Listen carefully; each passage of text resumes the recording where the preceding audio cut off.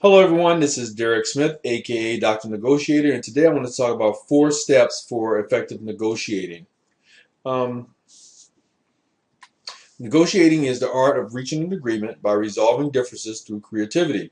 Your ultimate goal through your negotiating process is to get that contract signed. John F. Kennedy said, "Let us never negotiate out of fear, but also let us never fear to negotiate." In this training, we're going to talk about or consider the various phases of negotiation process.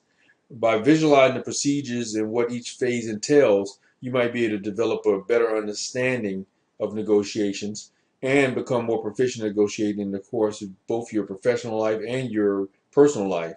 I use negotiations all the time in hotels, when I'm traveling, when I'm at the store. I even use it on eBay. I'll shoot emails out and negotiate on the price of a product and therefore get the person to lower the price. I just did it on Friday for our Hooked on Phonics program for my kid and got $25 knocked off the price.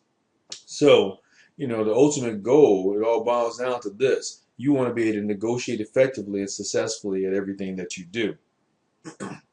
So let's look at the 4 steps for effective negotiating. Now, everything we do, um, if we're able to perform an activity properly, requires a certain degree of preparation before we get started. So no doubt there are many occasions we get down on ourselves for not being prepared. When things didn't turn out the way we wanted to turn out or as well as we thought they would, we get upset. Preparation is very, very important to any successful activity or endeavor that you do. And negotiation is no different. The first thing we need to do is determine or need to figure out is whether there's actually any reason for us to negotiate at all. Now, I think you can negotiate at almost anything you do, even in relationships and things like that. But the first thing you need to do is determine, is it worth the negotiation?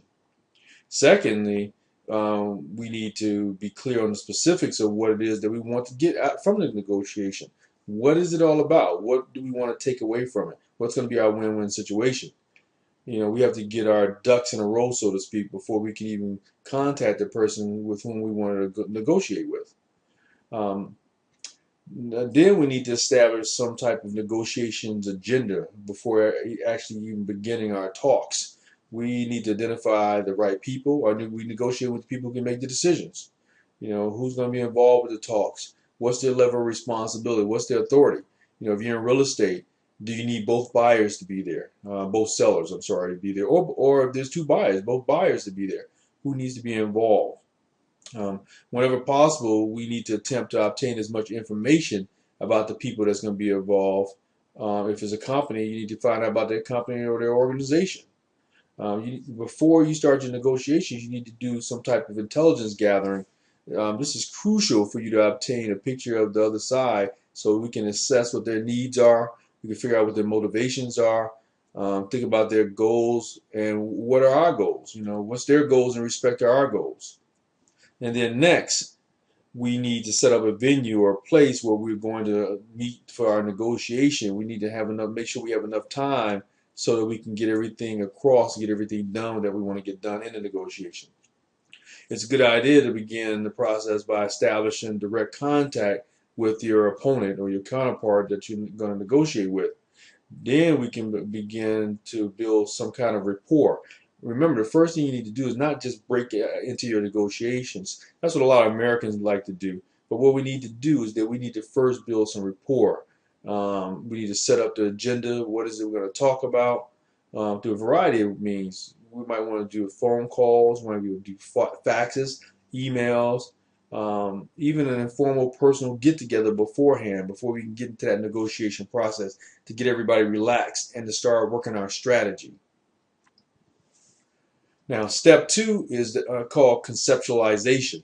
And in this phase, this is where we develop the foundation of the agreement by framing or talking about what the issues are going to be without becoming bogged down in all the little bitty details, the minuscule details of the investigation.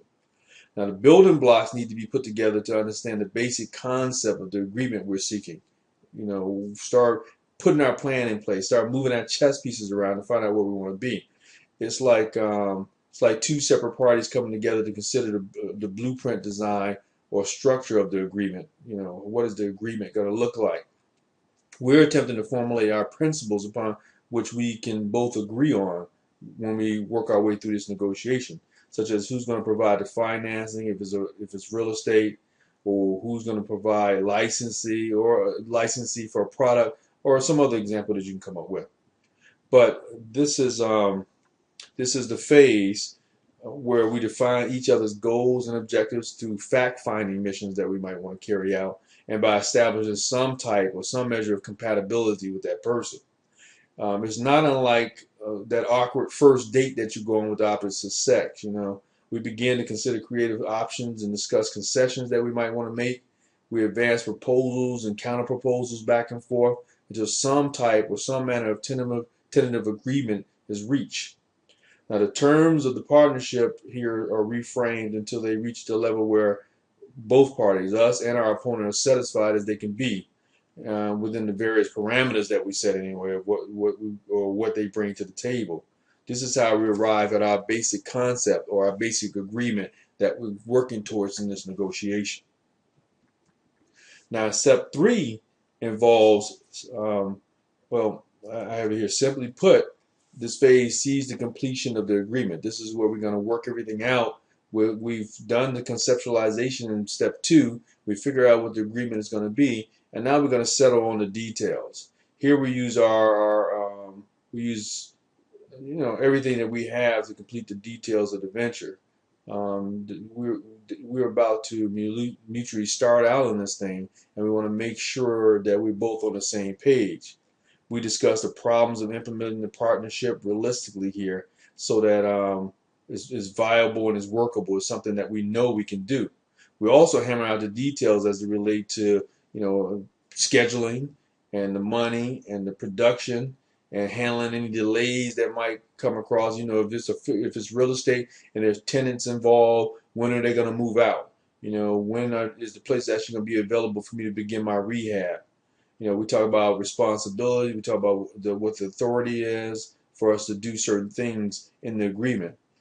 Here we're going to use our own technical and management or legal people or contractors, whoever we have, to streamline this whole process that we're working on so it works out smoothly. And we got to make sure that it meets both our standards and requirements. Does it meet mine, and also does it meet my opponent's or the person I came up with the agreement with when I did this? Okay. Also, something I didn't think about, but the final portion of this settling the details process, we leave this to, if there's lawyers involved, there's people who can work this contract out better than us, we leave it to them. We call them the wordsmiths. We let them work it out. Like I said, this could be our legal experts. They put our agreements into written form or documentation or some type of written form that we know is going to work well. And they describe the contractual obligations to which both of us agreed upon. You let your experts do this, because this is not a walk in the park. This is not as easy as it sounds. Selling the details correctly and meticulously is extremely important to your negotiation. Many negotiations and many contracts have collapsed because the parties failed to devote the necessary time or enough time to work out or to address the details efficiently. So until these details are properly ironed out, we can't celebrate our success yet, because we don't really have a viable contract yet, or we haven't really settled on everything that we settled on all the details. So we need to do that here. And then finally, the fourth step is the follow-up. Just because we sign on the dotted line don't mean that it ends right there. We can't just toss the contract into our files and forget about it, or move on to if it's real estate, to rehabbing the house and all that kind of stuff yet. We're not done. It seldom ends here. There's always problems that come up in a contract or a negotiation process, and any aspect of any contract might need to be renegotiated or the details altered to counter a broad variety of changes in circumstances. Just yesterday, I had 2 contracts accepted that I sent out, and I did a blind. I sent out a lot of 16 a day. I sent out 16 offers a day using a software product that I have. And I kind of set a standard percentage that I put in for each house.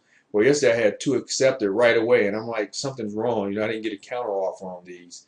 And when I went in to do further examination, I see that I bid too much on those properties. So I have to go back today and I have to renegotiate those. So going back to what I'm saying, we need to sometime renegotiate, or the details need to be altered to counter a broad variety of changes in circumstances. What we don't want is expensive and embittered legal battles. We want to try to circumvent those simply by keeping the lines of communication open with our opponent or our counterparts, whatever you want to call them. We should be experienced enough by now, or you should be, if you've been watching my various videos, to understand that nothing is ever as simple as it seems. Especially those of you who are in real estate who are watching this, that things aren't as easy as they seem and as easy as the gurus make them sound when dealing with real estate. Something always comes up, so we need to be ready for that when they do. Now, in summary, if we properly apply the phases of negotiation as I spoke about them effectively and efficiently, we should get positive results. Positive results will manifest themselves in accordance to our efforts. Anything worth doing is worth doing well, and as negotiation is something we can't hide or run away from, we might as well do it right also. Don't you agree? So anyway, I covered the 4 steps, or 4 steps for effective negotiating. It's not the 4 steps. There are just 4 more steps you can add to your negotiating tool belt from the various trainings that I've been giving you. To learn more about negotiating, or to contact me about anything, you can go to my website, massiveactionsuccesscoaching.com. You can also check out my negotiating videos here on YouTube under our Negotiations Now. And I have a Facebook page and a Facebook group called Negotiations Now as well. So you can find those, and we have discussions and other videos about how to be a powerful negotiator. And I thank you very much. I'm Derek Smith. I've been doing negotiations for about 20 years and teaching it in master's and undergraduate programs. And now I want to share all that I've learned with you.